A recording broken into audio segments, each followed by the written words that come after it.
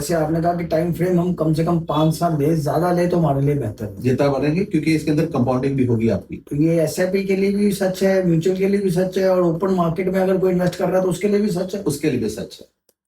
आप खुद से इन्वेस्ट कर रहे हो तो आदमी सोचता है कि आज मैंने 50,000 डाल दिया मार्केट में, इस महीने अगले महीने उसको पैसे नहीं है तो नहीं डाले, वो नहीं करना।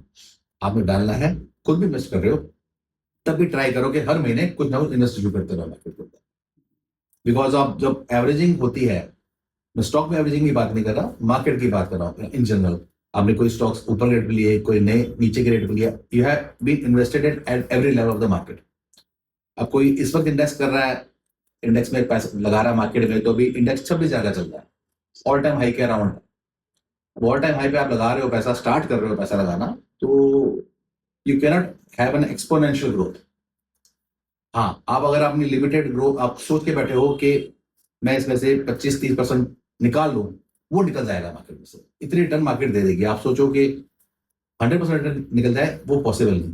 तो फिर भी इस मार्केट के दौरान भी कुछ ऐसे शेयर होंगे जो 100% ग्रो कर रहे होंगे।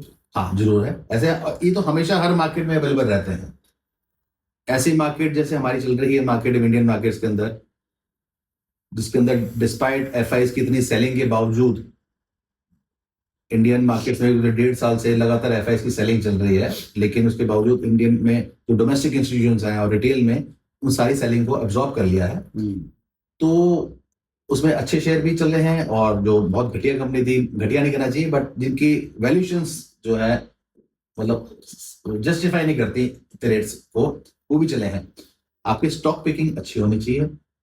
आप जिस म्यूचुअल फंड में लगा रहे हो उसका ट्रैक रिकॉर्ड अच्छा होना चाहिए, तो मार्केट में पैसा निकल सकता है। आप अपने जो एक्सपेक्टेशन है वो आप रीजनेबल रखो मार्केट से, अनरीजनेबल नहीं रखने की जरूरत है। अनरीजनेबल आप फिर गलत स्टॉक्स में पकड़ जाए। ऐसी साइट्स की हम बात कर रहे थे जिसमें हम शेयर के बारे में पूरी कच्चा चिट्ठा निकाल सकते हैं, कोई कभी साइट बता दीजिए इतनी तो। आपको जैसे फंडामेंटल एनालिसिस करनी है कोई स्टॉक की, फंडामेंटल एनालिसिस का मतलब आपको स्टॉक में देखना है कि इसमें इसकी पी रेशियो कितना है। आपके पास स्क्रीनर साइट है, उस पर आप जाओ, उसके अंदर आपको वेरियस पैरामीटर्स मिलते हैं। धीरे धीरे आप जब स्टडी करोगे तो आपको पता लगेगा, उसके अंदर पूरी एनालिसिस आपको मिल जाएगी। इसकी कितना है आरओसी, कितना है आरओसीई, कितना है आरओई, कितना है, कितने रुपए फेस वैल्यू का शेयर है, कितने प्रमोटर होल्डिंग है इसके अंदर, एफआईएस की कितनी होल्डिंग है, डीएस की कितनी होल्डिंग है, जैसे सीएजीआर कितनी ग्रोथ दिया है। वेरियस फैक्टर्स हैं, अभी आपको कंफ्यूजिंग लग रहे होंगे बट ये बहुत इंपॉर्टेंट फैक्टर्स होते हैं। कितनी मार्केट कैपिटलाइजेशन है, बुक वैल्यू क्या है। जो ऑलरेडी इन्वेस्टर है या मार्केट को थोड़ा जानता है उसके लिए शायद ये इतने नए टर्म्स नहीं होंगे। तो हमारी हर तरह की ऑडियंस है, फ्रेशर भी है, बिगनर्स भी है, इन्वेस्टर्स भी हैं, तो उन सब के लिए हमें कुछ ना कुछ तो चाहिए। तो साइट का क्या नाम बताया, मैं भूल गया। स्क्रीनर्स। चलो लिंक में मैं डाल दूंगा ताकि आप उसका फायदा पूरा ले सकें। अगले बेनिफिट्स मत भूलना। ये तो अभी भी एक साइट का नाम आपको मैंने दिया है, इसके अलावा कुछ बहुत सारी ऐसी मिस्टेक्स करते हैं इन्वेस्टर्स, तो उसके बारे में हम अगला सवाल वही आने वाला है। तो संदीप ऐसा है कि लोग पैसा गंवाने के मतलब गवा देते हैं शेयर मार्केट में, या उनको डर लगा रहता है मेरा पैसा चला ना जाए। तो ऐसी कुछ 3 मिस्टेक्स के बारे में थोड़ा सा आप गाइड कर दीजिए कि एक नया इन्वेस्टर जो है वो चीजों को अवॉइड करे जिससे वो गलती ना करे। मार्केट को आपने बहुत लोगों के मुंह से सुना होगा, 2 चीज चलाती हैं, फियर और ग्रीड। ठीक है, मार्केट फियर और ग्रीड चलाते हैं, लालच और डर। तो लालच आपको प्रॉफिट बुक नहीं करने देता और डर आपको ग्रो नहीं करने देता। अच्छा, ये क्या फलसफा है, थोड़ा मैं भी नहीं समझ पाया ये तो। मार्केट के अंदर आप क्या करते हैं, लोग जो 3 मिस्टेक्स करते हैं, बेसिक मिस्टेक्स करते हैं। पहली मिस्टेक होती है कि वो पैसा वो लगाते हैं जिसकी उनको जरूरत होती है। आपके पास आज की डेट में 1 लाख रुपए पड़ा है, आपने कहा चलो मैं इन्वेस्ट करना चाहता हूँ अपने म्यूचुअल फंड में, या खुद से आपका ट्रेडिंग अकाउंट है किसी के ब्रोकर के साथ, आपने इन्वेस्ट कर दिया। बट वो आप पैसे की जरूरत आपको 3 महीने, 4 महीने बाद, 5 महीने बाद है, आपका और एक्स्ट्रा इनकम नहीं है, लेकिन आपने कहा अभी मेरे पास फ्री पड़ा है मैं लगा दूंगा। अब 6 महीने बाद आपको नहीं पता मार्केट कहाँ जाने वाली है। Market is dynamic, it's always in a state of flux, हमेशा हिलती रहती है। अब वो 6 महीने बाद आपके वो स्टॉक आप यहाँ अपने जो पोर्टफोलियो बनाते हैं 1 लाख का, उस वक्त उसकी वैल्यू 90,000 रह गई, तो आप क्या करोगे? आपको पैसे चाहिए, आप बेचोगे, जबकि वो बेचना नहीं चाहिए था उसको। But you need the funds. ये तो मार्केट इतनी लिक्विड है, आज आप मंडे को आप बेचते हो तो ट्यूसडे अकाउंट तक आपके अकाउंट में पैसे आ जाते हैं, ट्यूसडे शाम तक तो इट्स वेरी लिक्विड। तो ये सबसे बड़ी मिस्टेक है कि आप जो है पैसा वो लगा रहे हो जिसकी आपको जरूरत है। आपने पैसा वो इन्वेस्ट करना है जो आपको पता है कि मेरे को 5 या 10 साल के लिए मैंने इस पैसे को नहीं देखना। सबसे पहली मिस्टेक ये करते हैं। आपको अगर लिक्विड फंड्स नहीं है तो आप मार्केट में मत आइए। सेकेंड है, आपको इस मार्केट में टाइम देना पड़ेगा। बहुत से लोग 1 साल 2 साल लगा के फिर वो अपना जो इंटरेस्ट है वो खत्म कर देते हैं। बिकॉज हो सकता है कई बार मार्केट इस तरह से बिहेव करती है कि 1-2 साल तक रिटर्न नहीं देती।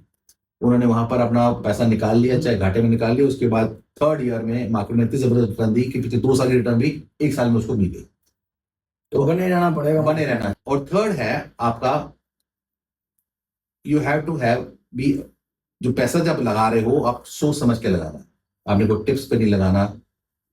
बहुत से लोग आपको आजकल इंस्टाग्राम पे और यूट्यूब पे बहुत लोग मिल जाएंगे, ये ले लो, ये सेक्टर चल रहा है, ये सेक्टर चल रहा है।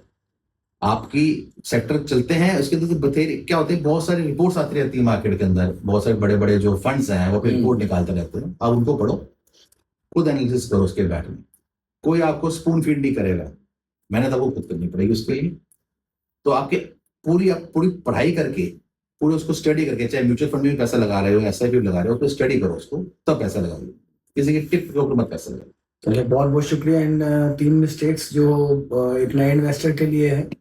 अगला सवाल अगर मैं पूछूं, मार्केट का जो ट्रेंड हम देख रहे हैं, मार्केट के जो सिनेरियो देख रहे हैं, तो ऐसे उनको ध्यान में रखते हुए ऐसे कौन से 2 से 3 सेक्टर्स आप सुजेस्ट करना चाहोगे जिसपे हम इन्वेस्ट कर सकते हैं?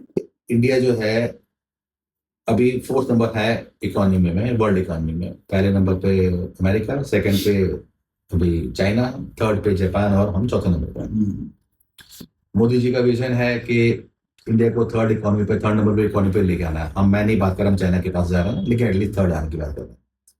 तो हम अगर 3rd नंबर पे आना चाहते हैं, then our economy has to grow by GDP of at least 7% around approximately. इतना तो कम से कम ग्रो करना ही पड़ेगा। तो इसी के ऊपर ग्रो करते हैं तो अगले 4-5 साल में हम अच्छी पोजीशन में पहुंच जाएंगे।